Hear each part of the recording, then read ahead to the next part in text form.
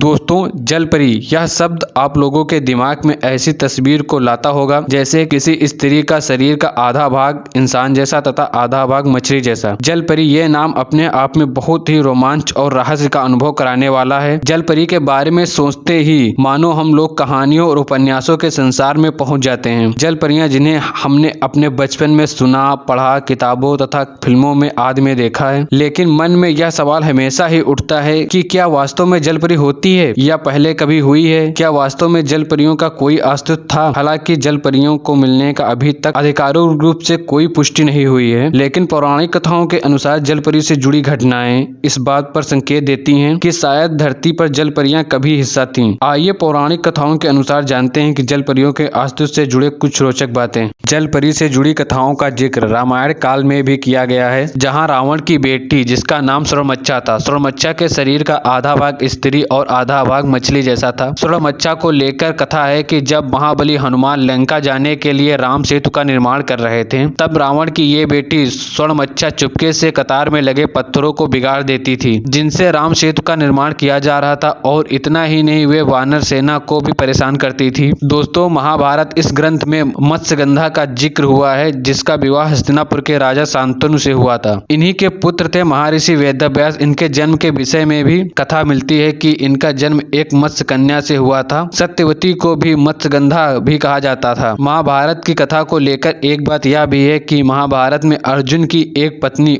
उल्पी थी, जिसका उल्लेख भी जल परी के रूप में किया गया था। भारत ही नहीं, एशिया, यूरोप और अफ्रीका के कुछ देशों में भी जल परियों की कहानी, किस्से आदि से हुए पात्र मिलते हैं। जल परी का जिक्र किस्से और कहानियों में हमेशा नायक के रूप में होता है। ये किस्से और कहानियों में अक्सर प्रेम, परोपकार से जुड़ी होती हैं, लेकिन जल परी का रहस्य आज भी पूर्ण रूप से खुल नहीं पाया है। लेकिन जल परी के होने की बात को भी झुठलाया नहीं जा सकता। यूनान के महान योद्धा सिकंदर की बहन को लेकर भी ये माना जाता है कि मरने के बाद सिकंदर की बहन ने एक जलपरी के रूप में धारण कर लिया था, और वह आते जाते नाविकों से पूछती थी कि क्या उसका भाई सिकंदर जिंदा है। तो क्या इस बारे में ये कहा जाता है कि जो नाविक यदि यह जवाब देते थे कि हाँ, उसका भाई सिकंदर जिंदा है और दुनिया पर राज कर रहा है, तो वह पानी के वेग को शांत करके उसे आगे जाने देती थी। और यदि कोई नाविक दूसरा जवाब देता था तो वह समुद्र के तूफानों को लाकर उसके जहाज को डुबा देती थी।